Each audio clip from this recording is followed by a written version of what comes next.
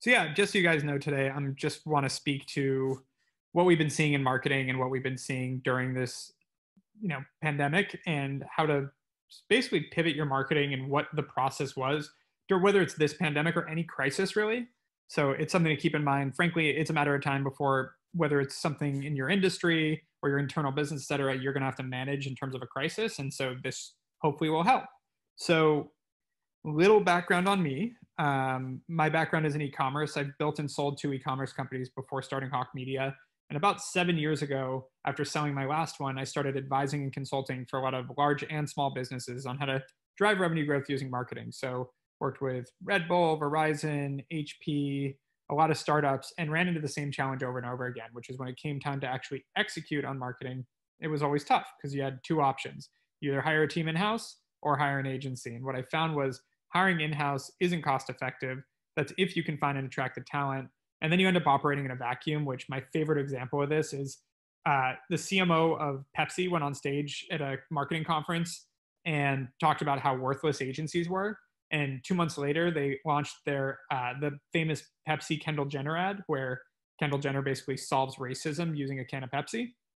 And since then, that kind of proof in the pudding of like nobody actually dissented and told the CMO that that was a bad idea. There was no outside perspective coming in saying that's not really on trend right now. I don't know that I would go this route.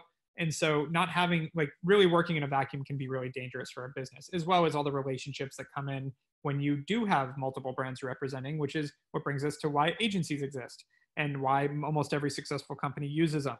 The problem is 99% of agencies, frankly, are full of shit. And almost anyone that's been in business long enough has come across a bad agency. And the few that are any good tend to get really expensive, want long contracts, high minimum, something that makes them hard to work with. So the end result that I found was basically if you're not a Fortune 1000 or some really sexy startup, getting access to great marketing is really difficult.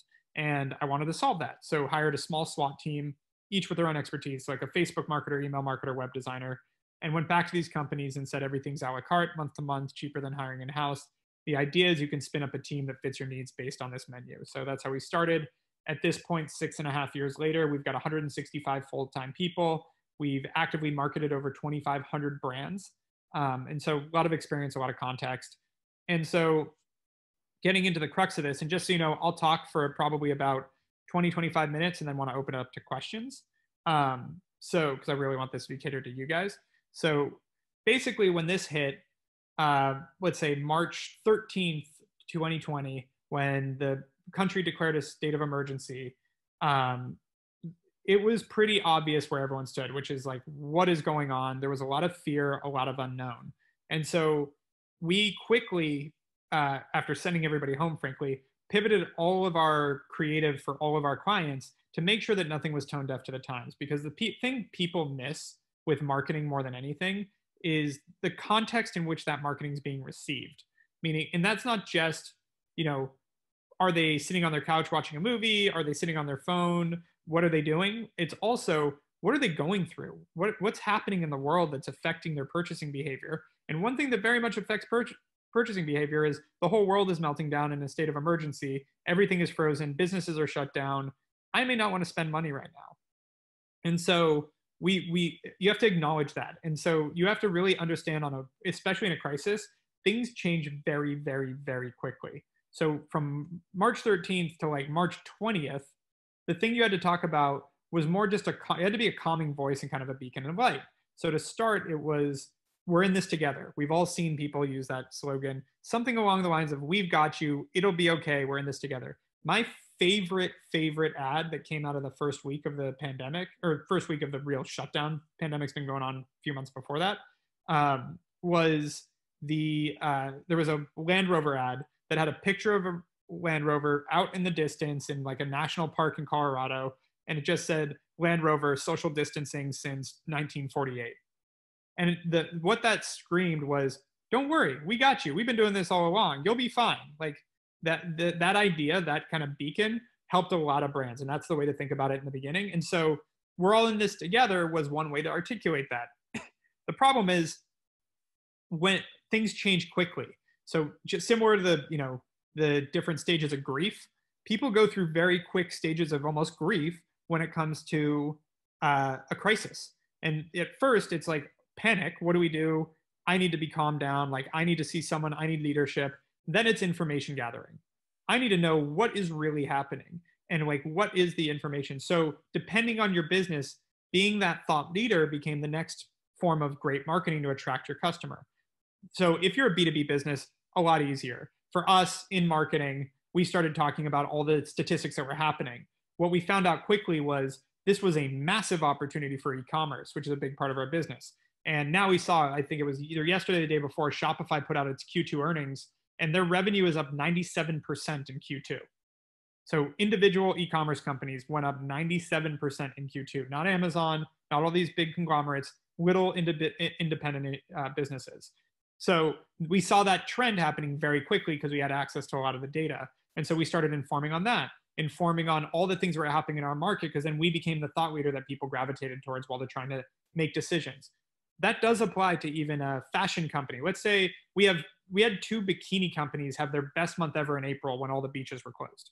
The reason being, they talked about, it's time to get dressed up for TikTok. It's, still you can get ready and, you can look forward to things. Like they had ideas for people and just implanted those ideas of like, hey, still buy a bikini. Like summer, you'll be fine. You'll get back to the beach. Like there were ways to articulate, we're not just going to ignore the fact that you're stuck inside right now and tell you to go hit the beach and buy a swimsuit, but we're going to talk about things you can do and be that thought leader and give you new information and new ideas around what you could be doing. So that became the next part. This is true. We dealt with this with all our clients. Right after that, what started to happen is we started to see that, yeah, if you're a restaurant or a travel company or a hospitality company, there's a difficult time. And there's a lot of layoffs and there's a lot of people that were struggling that. But if you're a brand or an e-commerce company or a consumer brand, consumer spending didn't really decline. It just pivoted to e-commerce, to other purchases. You're dealing with the craziest stimulus package the government's ever done. Everyone ended up with $1,200 in their bank account. Unemployment's about double what it was. Like the PPP kept people employed. Like that, it worked in a lot of ways. There can be criticism for it, but a massive amount of cash was dumped into the market, which actually people burn holes in their pockets. And people don't like hanging on to money. And savings were at an all-time high, or sorry, not all-time, a 30-year high in Q2. So they had cash. They're still spending money. That's how people work. And so we started to see that there's still an opportunity. And so things started to recover pretty quick for a lot of the brands that froze up. They started to see like, oh, we're not going to fall apart. There is business to be had here. We even had a gym that's a chain of 25 gyms across Canada. They got shut down overnight, pivot to digital training, and immediately kick off what has become an 8-figure revenue stream for them. So massive opportunity in all of this that people started to take advantage of. So the next phase of this that happened in around mid to late May started to be being more proactive, optimistic, like, hey, it's time to start opening up again. You saw it in the communication from our government, like it's time to start opening things up. We're starting to recover. It's time to get back to the beach. It's time to get outside. It's time to double down on your marketing, whatever that message was that started to happen. And this is just I'm not speaking opinion here. This is just literally what happened. Black Lives Matter and the movement picked up steam. You had Black Tuesday on June 2nd. And that really paused that optimism for a few weeks. Because what happened was you became almost tone deaf to start talking about the economy when this is what's happening. And so companies had to acknowledge that in a lot of ways, unless you just want to take a stance and not. But a lot of businesses had to take time, either acknowledge it, speak their mind on it, or not talk about it, but kind of back away from the limelight and take time for that, which was painful for a lot of businesses. We talked to a lot of our clients that were trying to like ramp up, but to just go cold marketing. And there's an important aspect of this that came up a lot during this. I think the statement that marketing during this time was tone deaf and it's not a time to be marketing or selling your product or service and that came up a lot, was a massive fallacy. Like the idea, what I believe is if you're selling a scam or a terrible product or service, yeah, probably not a time to market it when people are struggling. But if you create value with your product or service, whether it's just emotional value, whatever, and people like your product, you're welcome to market it. Go reach people that want to buy it. I don't think that there's ever a time when that doesn't make sense and you're being tone deaf. I think acknowledging what's going on is important, but you can still do commerce. And that's an important thing because I've been asked that a lot about this situation. So then we got through BLM. And after that point, frankly, it was really just ramping back up for most businesses that aren't, again, shut down and hyper affected by this, kind of business as usual. Like people stopped wanting to hear about the crisis. Talking about COVID-19 in your marketing became tone deaf. Continuing to talk about BLM, other than supporting it and having certain aspects of your business talking about it, also became tone deaf. And it's become back to like, we just want to know about your product or service, and we can get back to where we were in February from a marketing standpoint. So that's been kind of the cycle that we've seen throughout all of this. And I went through that a little faster than I expected to, but I really want this to be more about you guys and what you want to know. So if you have questions, feel free to put them in chat. But yeah, so on that, really listening to your customers and your employees is a big part of navigating these things. Our employees were critical in how we dealt with this, because one person making the decision and really understanding the tone of the environment and understanding how people are feeling is very difficult. You really need to get an idea of the psychology of your customer. And this is frankly in all marketing, understanding what is on the mind of your customer and what they're going through is super important. But in a crisis, again, that mindset changes very, very fast. So keeping up with it and keeping your hand on the pulse or your finger on the pulse becomes even more critical. And it, again, happens a lot faster. So that's really the biggest part. And I guess since it's about pandemic specifically, in a pandemic, just make sure you have digital setup, because most of your out-of-home and in-person marketing is not going to do anything. So when you see this shift, make sure you're ready to shift to that virtual side of things very quickly. Most companies have had that set up in some fashion. Very few companies were still resisting digital altogether. And frankly, a lot of them are now bankrupt. So we've seen a lot of the bankruptcies that have flooded in throughout this. A big portion of the bigger companies we've seen go bankrupt are companies that were failing to adapt long before this happened. So that really does, I can keep talking, but would love to know if you guys, like what you're looking to understand from this. Because again, we currently manage marketing for 500 brands. We've navigated this really well. Our average client has over doubled in the past quarter. So we found ways, and that brings up another point. What does happen in this? So in most crises in the past and recessions and all, hits, we always hear that marketing gets cut first. And I think there's a cliche around that like cut your marketing when things are bad. A lot's changed since the last recession. And I don't think that actually holds true anymore. And that was a fear I had for my own business. And we ended up doing really well. And what that is most commerce is now done through marketing. It's done through media. Commerce isn't done on the streets and brick and mortar the same way, especially in a pandemic. And so most people generate revenue by doing marketing. In the past, it was one way to reach your audience and one way to generate, but there were a lot of other things people did. And marketing, especially with the rise of digital, has become much more prominent in the way to drive growth and revenue. So it's gone from a nice to have that helps you grow your business that you can hold off on to basically the oxygen that drives your customer base. So if you cut marketing completely, you're going to lose your customer base. It's a self-fulfilling prophecy. You're going to fail. And we saw that with a few businesses that panicked in March and April, cut everything, and now they're struggling. And it's like, well, no shit. You cut off your oxygen. Like, you're done. So that's one thing that's really important to look at, is like, it is no longer the first place you should look for to cut, because that's where you're getting your customers. It didn't used to be that way. Number two, what happened is a lot of companies panic. A lot of companies hurt. A lot of companies are affected by this, which means a lot of advertising is pulled back. And because marketing platforms are done on sort of a supply-demand system, the more demand there is, the higher the price goes up. When there's less demand, the price goes down. So we saw a 30% cost drop on Google and Facebook in April. So for the companies so basically, if you're a digital company, the market over doubled. It went from digital purchases, consumer purchases went from a 13% market share to 30% in Q2. So your market over doubled if you're online. On top of that, your ad costs dropped 30%. So you had a massive opportunity to grow your business in a very efficient way in Q2 if you went for that. And it's still there, by the way. It hasn't completely come back. Like, costs are not back to where they were, and the market share is still where it was. So there's still a big opportunity there. You haven't missed it, but there was a huge opportunity in that quarter to really grab at market share while your competitors, while other businesses were, holding on in fear. So number one thing I've learned through all this, and I've seen a lot of great business leaders say the same thing, in these kind of situations, you have to stay on the attack and stay on offense. The people that got defensive and the people that ran scared are the people that are struggling now. And the people that look to adapt, look to shift, look to make something and make lemonade out of lemons became huge. So first question, how does a sole proprietor hire a marketing person or what's your views on a very small business marketing function? I'd have to know more. It depends on what a very small business is, what size that is. So if you don't mind, you're messaging privately. How much revenue are you doing, and what type of business? Because I'd love to answer the question more directly than some general, simple statement. Give it a second, because I'd love to. And to speak generally to hiring marketing people, honestly, if you're the founder of a company, you need to be able to drive revenue until you can afford to hire a marketing person.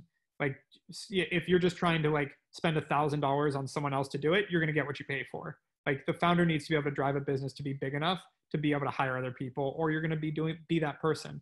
So finance consulting and 100K a year. So 100K a year finance consultant, you're a finance consultant. You're not going to hire someone to do your marketing. You need to figure out how, and I'm happy to have conversations on how you can build your book.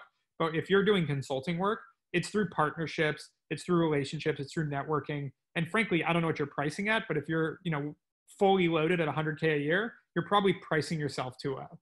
Because as a consultant, you should be able to price yourself that you have enough flexibility to make good money and have time to build your business, et cetera. So but again, like I was told this by some really smart people before I started Hawke, that I would be the main salesperson for at least 2 years. And that became 3.5. It took me 3.5 years. Like at the 3.5 year mark in Hawke Media, I was still driving 85% of the revenue by myself with 100 employees. So like you have to be able to, as the founder, be an engine to revenue in your business, and you have to build a model that supports that. So that's important too. And then when you get to a point that it's this, we always say it's a time money thing, where when you get to the point that you have money and right now your luxury is more time than money. If you're making 100K a year, you need that money. You don't have the luxury of money. So in that point, you need to find ways to use your time to drive marketing. When that switches and you're completely loaded, but you've got money, that's when you can hire other people to do the job. And that's how you should look at pretty much hiring anyone, honestly. Other questions? I appreciate that question. Thank you. You can feel free to put it in chat. Happy to answer anything. I assume you guys all wanted to hear something specific.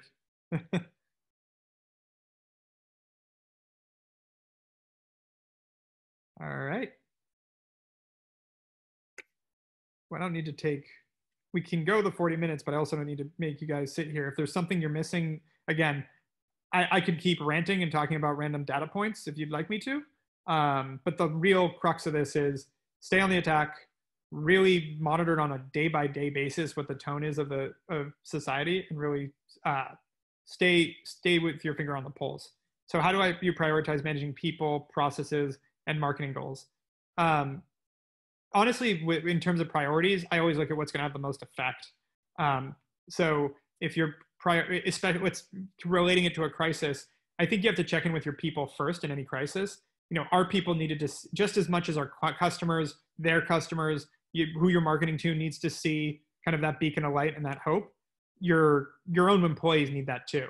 Our own employees didn't know if their jobs were secure, what was going to happen. They saw me, I got called a wartime CEO during all this because I went on the offense immediately and went like, what are we going to do to make sure that we don't struggle here? Because I didn't know what was going to happen. That first weekend was stressful for every CEO. You didn't know if your business was going to be gone on Monday. And especially me, we're month to month. Like all of my clients could have fired me on Monday the 16th, Monday the 16th of March. So figuring that out and then checking in with people is important. Your marketing goals have to adjust in a crisis. And I think you need the right people to do it. People should probably be always your priority. Process helps those people run in a framework. And as you get bigger, process gets more important because you can't just rely on autonomy because they all have to interact. So it depends on the scale of your business. Don't get too process driven in a small business. That just creates bureaucracy. But at some point, you get to a scale where you can't just rely on individual people's goals because it affects the whole organization and other people as well in a way that it is a lot more nuanced as you scale. So process becomes very important. Again, goals need to be adjusted. So what percentage of your growth since March was new clients, customers? Most, honestly. So I shouldn't say that. I don't have the numbers in front of me, but I would say in April and May, our lack of, so we shrank in April and then came back in May. So we lost a decent amount of business because we did marketing for like gym chains and car washes and companies that were restaurant chains. And so we lost that business completely. We had to replace it. So it was all our growth in April and May was that. June and July, we've actually seen basically, I would say we've churned way less business than we ever had because of a lot of negative growth. Meaning we have clients that are still affected, like they're still trickling in problems with certain clients, but we have a lot of other clients that are skyrocketing with us. So it's almost kept it at stasis, while our sales team bringing in new clients has been, instead of being replacing some of the business we've lost, it's just been all new business. So that's been a big part of it too. Yeah, so what do I think of TikTok and new platforms for marketing in general? So I think Snapchat has a long way to go, but they're getting there. I'm going to go to TikTok in a sec. So this is a good quick topic, but the reason Facebook and Instagram work so well for marketing is the idea of a passive user experience. You sit there and you scroll through your newsfeed, and you're just sitting there scrolling, and if you happen to see an ad that's targeting you during a time where basically anyone using Facebook or Instagram is telling you they're bored and doing nothing productive, sorry, that's just what people are doing on that platform, it's a great time to reach the right person with the right message. So it's a good time to market to them. So that's why Facebook and Instagram work so well as a marketing platform. Great targeting at a time, again, context, when someone's just bored. And so Google works really well because it's just very problem solution oriented. I have a problem, I Google for it. If you have a solution, great. Google does not work well for like lifestyle products. If you're a running shoe I've never heard of and I Google for running shoes, I'm probably buying Nikes or Adidas. I'm not buying your random shoe I've never heard of. So knowing how to use these platforms is important. So going into the other ones, Snapchat is still pretty used for like small groups, one-on-one communication. It's not as much about just scrolling through their story. It just people do that. So that's why it's like somewhere in between, but it's not the only use. So it's not perfect. Twitter is really like one-to-one communication or following a specific tweet. So when ads pop up, you ignore them. They're not seamless. They're just kind of in the way. The TikTok, I think, is super interesting, and keeping out the political and spying side of it. The actual platform is built very similarly to Facebook and Instagram. And I do think if they can get through the political side of things, it's going to be a really interesting marketing platform. And that's why we just announced we're one of the first agency partners to TikTok. We're diving in pretty deep because, again, I'm hoping they fix the other side of their business and the Chinese ties. But I think the platform is going to be really interesting from a marketing perspective. So for small business owners, what are the sources of staying attuned to what's shifting in the mindset of the market?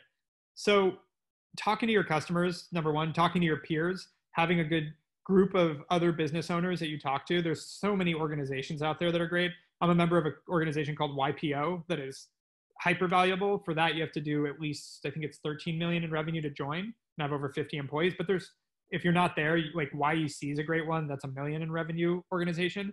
I stayed in touch with a lot of other business owners, and we shared different things we're seeing every day. And that was huge for me. So those kind of ecosystems are great. Again, talking to your customers, agencies, that is where they help. If you're big enough to have an agency, they're going to be seeing what's happening to their other clients too. So that's good. So I do direct mail for small businesses with a hyper-local format. How do I talk to prospects in this environment? Everyone's stuck at home and seeing their mail. I mean, I think if you help small businesses with direct mail, you know everyone's home right now. So pretty good opportunity. I don't think that should be a hard sell. We're testing it on a lot of clients. It's really, at the end of the day, you've got to sell the ROI potential. But yeah. A few more examples that did it right. Yeah, our client Diamondback, I thought, did it really well. So the bicycle company, they just kept talking about getting outdoors because, by the way, that is social distancing. So they just kept talking about getting outdoors. Every one of the portfolio companies under the Diamondback holding company, which is like Raleigh Bicycles, Ghost Bicycles, they have a bunch of bicycle companies, sold out completely in April and May. Sold out, done. At a time where you think everyone's panicking and who the hell is spending $3,000 on a bicycle, the answer is everybody. So people are looking for things to do. And again, they wanted options. So that was the education piece that I'm talking about. Like I bought one, by the way. I bought a mountain bike in April because my business was a falling knife at that point. We were losing business. I didn't know how we were going to come out of this. But I was like, you know what? I have to go do something. I can't just sit home all day. And mountain biking and trails, there's a small town. I live in LA. I don't know where everyone is, but small town north of here called Ojai that I grew up in. And there's empty trails everywhere. And I was like, I'm just going to drive up there every weekend and go mountain biking and get some fresh air because I'm sitting in my house all day, every day. seeing that, like, again, that was understanding their customer. And obviously they were set up for it, but I thought that was a really good one. Trying to think who else did really well.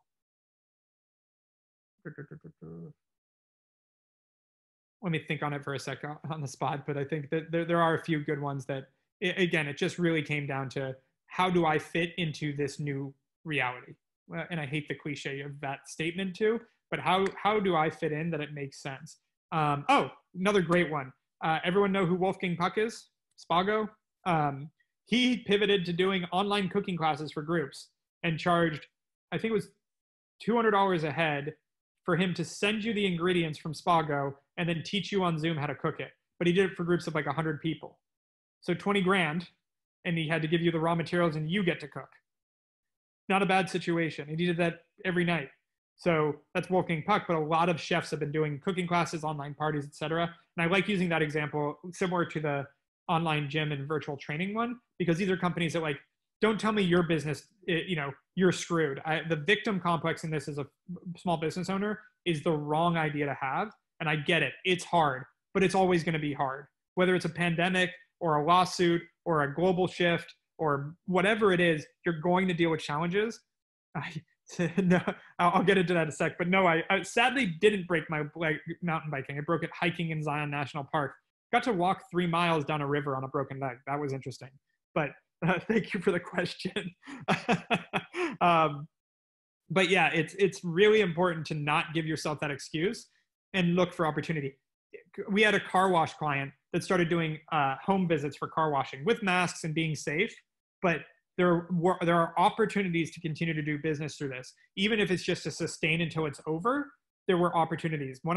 I own a restaurant, as an example, the one in delivery. One of my best friends is a sous chef at a Michelin restaurant in Brooklyn, and like Michelin restaurant, like expensive, nice food. And they went to delivery, which they thought was going to be a disaster. Turned out it was fine. So like there are individuals that are hyper effective. There are people that are laid off, but again, they're getting twice as much unemployment as they ever would have had. And like most of those people that have been laid off in these wait jobs and busboy jobs and things like that are making more money off unemployment. That ends at the end of this month potentially, but they're having debates right now. I point because CNBC is on all the time in the background. But know that like people aren't like, don't let the media scare you into thinking like it's just time to freeze up. And I don't say that in any political sense. I mean, like, there are opportunities in all of this, and make lemonade out of lemons is really the way to look at it. So we are a promotional products company that sells to distributors. Our products line focus on tool works, desk works, and spa works. Our pricing ranges from 60 cents for emery boards to $12 for multi-tool. Do you have any marketing advice? Yeah, everyone's trying to figure out how to keep themselves top of mind with people at home. So I think a gifting program where you can actually help, like, let's make promotional products and send them to companies' clients. And like, you might need to go either work with your distributors or start cutting your distributors out and working directly if they're not able to adapt. Because if you have distributors, they should be finding ways to distribute your product. If they're not doing their job, you can find another way to do yours. So for marketing, again, your distributors should be getting you those sales. If not, I'd be going direct.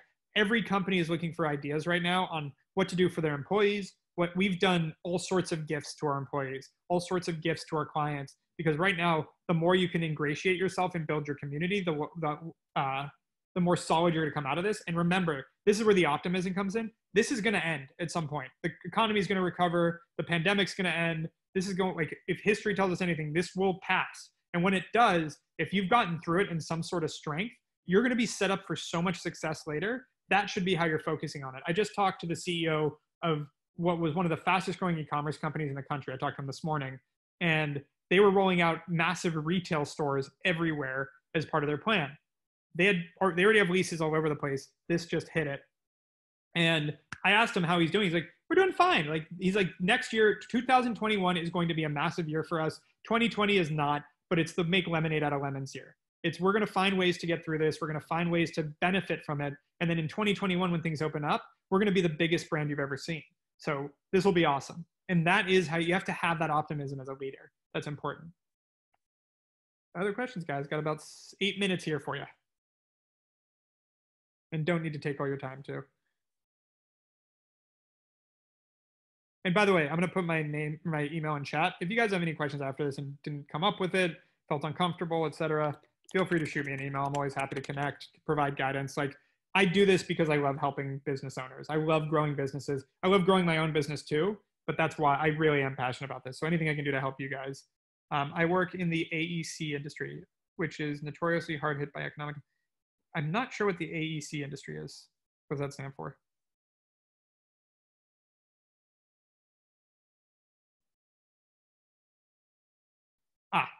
Ah, so again, I would have said the same thing. I work in the marketing industry, which is notoriously hit by economic downturns. It wasn't. I have competitors that were, but because we stayed on the active, there's still business to be had. Like, I think it's important to remember that in a recession or economic downturn, the entire industry doesn't go away. It just shrinks. So if you can be the one still, it's, this might be a little crass, but I'm going to say it.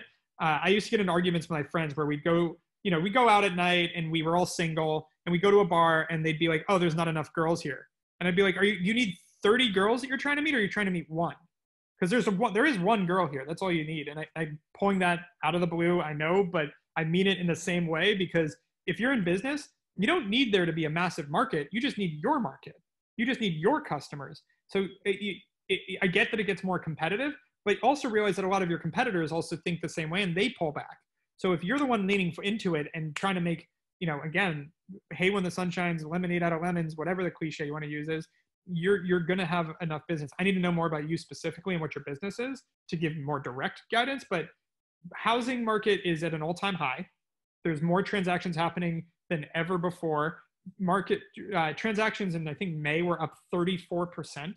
I know as someone trying to buy a home, because we have gone remote and I can't work out of my townhouse with my wife working out of our townhouse anymore, looking for a place. It is hard to find places right now. So in terms of construction, I think you're going to see a lot of people building homes, and we're hearing about it. So I don't know if you're workplace architects. So office architecture is going to be tough, but because there's a lot of people that are not going to be going back to offices, like I just mentioned ourselves. That being said, the people that are need someone to architect how they're going to work during this pandemic. There are a ton of companies that are growing right now that are helping companies identify how to build the model to be compliant with what needs to happen in their workplace. So if you're workplace architects, you should be helping tons of companies redesign their workplace so that it's compliant and safe for the pandemic. Like, those are the things of opportunities. I'm not saying you're going to have a booming year. I'm not saying that this is going to be hyper success, but it doesn't have to be a year of failure either. And there is middle ground. And I think that's the important thing to remember. It might not be as good as it was in 2019, which is the best economy we've ever had,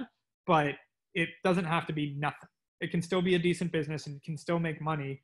And over time, it can come back. And that's the big thing to focus on, is don't be too short-sighted to worry about what's happening next month.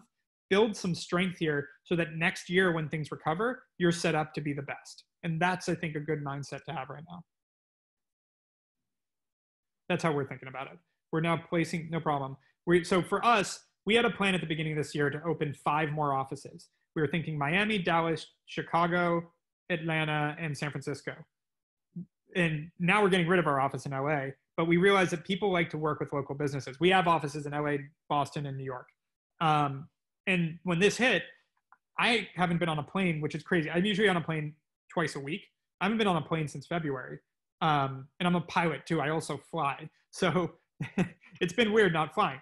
But that really stops us from like expanding all these territories. And finally, when these started to recover, we decided, like, well, we're remote now. So why don't we just start hiring people in those territories? We don't need a physical location yet.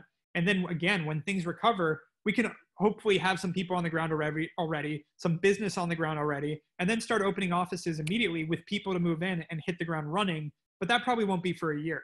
But over the next year, let's start hiring in all these other places so that we have infrastructure there that then we can build the office around. So it reversed our plan. Our original plan was to maybe like hire one person, open a small office, start recruiting. We're doing it a little differently, but we're still going to end up in the same place a couple of years from now. Any other questions?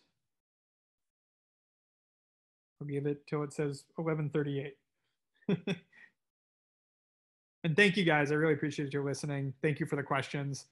All right, curveball. I really wish, I don't like lying, so I really wish I had a better story about this, but I'll give you the real story. So I was going to name Hawke Media Growth Hacker Group. And that was my original plan. And I told, at the time, it was just me. I was consulting and I wanted to put a name on it that wasn't my own name. And I told a friend that I was using for media buying about it. And he ran a decent sized agency at the time. And he said, I just signed Walmart as a client. Do you think they'd ever put their name on a contract that says Growth Hacker Group? I was like, probably not. He's like, just name it something simple. And that guy, his name is Brian Chesky, runs a company called Lamarck Media, who now it's fun because we're similar sized agencies on opposite sides of the country. We never compete. I talked to him yesterday. We're still in touch. But he basically said, yeah, name it something simple. And I'm like, media seems like it should be in the name. Okay, so he's Lamarck Media. I grew up in Ojai, again, that small town. Always loved red-tailed hawks. Typed in Hawk without the E, media, it was taken. Typed in Hawk with the E, wasn't taken. Kind of liked it because I thought it would be memorable but simple. No judgment around it. Like it would just be like, oh, I think I've heard of that. And that's why I started Hawke Media, because to me, I love red-tailed hawks. And also, if you take Hawk, I thought growing up my name was actually Erik with a K Huberman. Like my mom told me to tell people it's Erik with a K. So if those initials, Erik with a K Huberman, jumbled around as Hawk with an E. So just a fun note. Again, I wish I had a more fun story about it, but I was sitting in bed like this on GoDaddy about 9 p.m. at night in July of 2013. So yeah, thank you again, guys. Really appreciate it. Again, feel free to reach out. My email's in the chat, and good luck with everything.